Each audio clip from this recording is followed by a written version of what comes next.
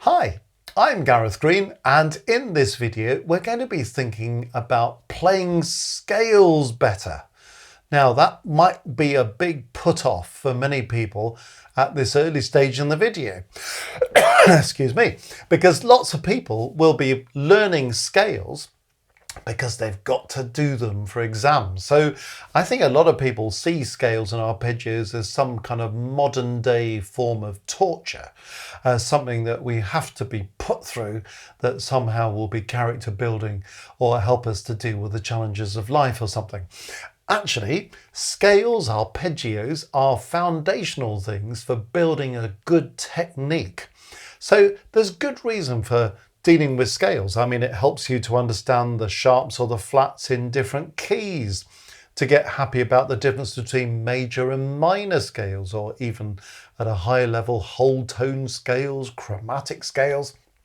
And when you think about it, all music is either moving by step or it's leaping. If it's going by step, it's doing some kind of scale movement. If it's leaping, it's doing some kind of arpeggio movement. So the more time you spend practicing scales and arpeggios, the better equipped you're going to be for playing pieces. So look at it that way, you might be a bit more convinced that there's some kind of purpose behind it. It's also good for all sorts of other things. If you're a keyboard player, it's good for what we call keyboard geography, like where am I on the keyboard and can I play a scale or an arpeggio going across a number of different octaves? Does that help me to locate notes and find my way around it? If you're playing another instrument, well, actually, how do I get from one part of the register of the instrument to another? Some people, if you're playing something like the clarinet, you have distinctive sounds between the bottom register, what we call the Chalumeau register, and the middle and the top of the instrument. And learning your scales and arpeggios enables you to bridge those gaps between the registers to make all that flow from one register to another very nicely. Because you hear a lot of people who kind of jump from one sound to another kind of sound as they're moving between registers, that becomes a slight distraction in a performance. So there are a lot of good reasons why playing scales and arpeggios is going to help you playing pieces. Now, a lot of people just think, okay, what scales and arpeggios have I got to learn in order to jump over the next hurdle? Right, let's learn the notes, let's learn the fingers, let's bash out the notes, hope for the best. Okay, but try and go a little bit further with it. So when you're playing your scales, apart from doing the obvious things like, am I playing the right notes? Am I using the right fingers? Think, am I really fully coordinated? So if you're a keyboard player, are both hands together, or do I play my scales slightly out of sync? I've heard quite a lot of scale playing like that over the years in the exam room. It's not together at all, is it? Not just keyboard players. If you're blowing something, getting your tongue absolutely coordinated with what your fingers are doing. If you're a string player, getting your bow coordinated with your finger. I mean, these are all important things for everybody, this coordination thing. So that's an important aspect. Can you play your scales with even rhythm? It's very interesting how rhythm can sometimes feel a bit lumpy. You hear people play scales where the coordination is quite good and they're playing the right notes and the right fingers, but the rhythm's not very even. Get this kind of stuff. Well, you've got to really think about, can I get the rhythm really even? Worth playing your scales and arpeggios with a metronome just to see if you can really secure that, and then try to internalize that metronome. That's really useful when you're playing pieces as well. So right notes, right fingers, coordination, even rhythm. These are all important things. What's the quality of the tone? The quality of the sound? Lots of people, I think because they get slightly annoyed with scales, they just sort of bash them out. You get this bash, bash, bash, bash thing. And in the exam room, it's kind of obviously designed to give the examiner a headache, so the examiner doesn't ask for too many of them. But anyway, it's kind of not a very musical thing to do. It's not producing good tone. You can actually practice getting really good tone out of your instrument when you're playing scales and arpeggios. You can really focus on that, so you can then take that great tone to your pieces. That's a good thing. You can practice playing them with shape. So can we deliver a lovely even crescendo as we go up the scale or the arpeggio, and then a lovely even diminuendo as we come down again. So we really get to greater crescendo and greater diminuendo so we can inject shape into our pieces. That's a really wonderful thing to be able to do. As you move up grades, you're often asked to play scales with different articulations. So, for example, legato or staccato, or you might be asked to play, separate bows or slurred, or you might be asked to play scales that are tongued. All sorts of different descriptions are used depending on instruments that are being used. But can we actually deliver a really good legato? So in other words, really smooth between one note and the next. Now, some people think they're playing legato, but in fact, what they do is they put the first note down, they lift it up, then they play the second note. So all the notes are slightly detached. Some people overlap the notes. They do what's called smudging. They play the first note, they put the second note down while the first note's still sounding, then they lift the first note, then they put the third note down while the second note's still sounding, then they lift the second note, and it's all a bit blurry, this kind of thing. It's all very smudgy and messy, isn't it? So actually, can we release one note at exactly the same time as we put down the next note? Okay, can we do that? So it's absolutely glued together as a legato, but we haven't slightly separated the notes. That's something that can happen for any instrumentalist. Or have we slightly overlapped the notes, which is a particular sin for keyboard players? So really getting a good legato out of it. When it comes to playing scale staccato, what some people think that means is not really staccato, but accented and as fierce as possible. Doesn't sound like the most musical staccato to me. One way in which you might think about playing staccato is to think, I'm playing a scale legato, but I'm separating the notes. That may seem like a very funny notion. But if you think legato, and then you think, let's slightly separate the notes, it's more likely to leave you with kind of a good sounding tone than this kind of attacking staccato.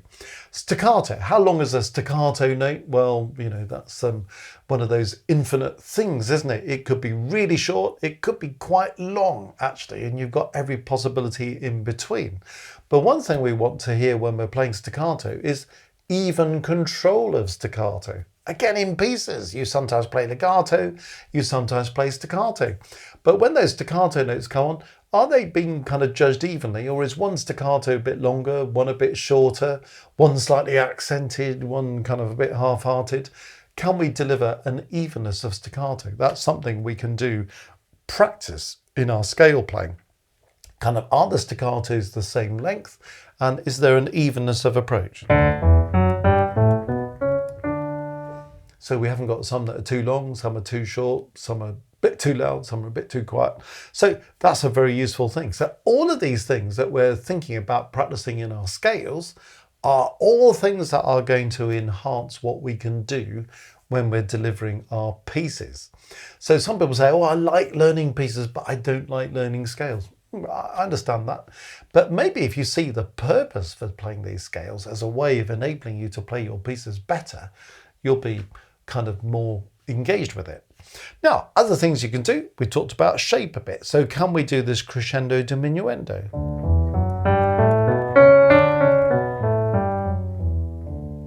So getting loud as we go up, getting quiet as we come down, spread over as many octaves as you need to do it. That's a good thing to do.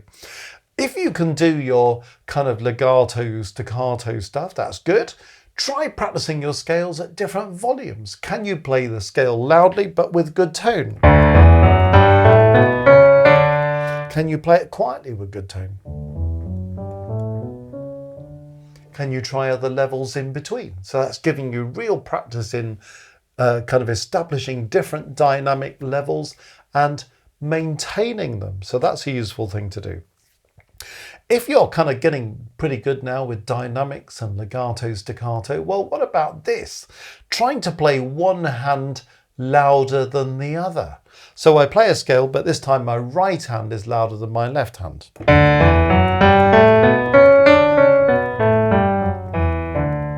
Or my left hand is louder than my right hand.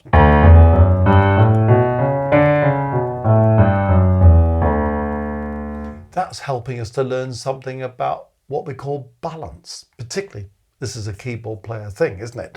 Where you're playing more than one note at a time. Maybe there's a melody at the top of your piece that needs to sing out, but we can't hear the melody because the bass part's too loud or something. So learning to balance so we can get one line to sing out. We can practice that in our scales and arpeggios just by making one hand louder than the other. What about if we have pieces of music where we have to play staccato in one hand, legato in the other hand? Sometimes quite difficult to do. Could we practice doing that in our scales? So I'm going to play the right hand staccato, the left hand legato.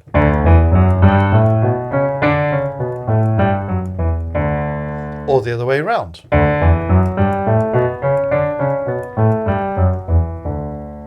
So some of these things are perhaps more specific to keyboard players than they are to wind brass percussion players, but a lot of these things actually apply across the instruments. So all these different things you can do with scales. You can practice playing your scales in different rhythms. I mean, we've talked about playing in even rhythms, but how about doing...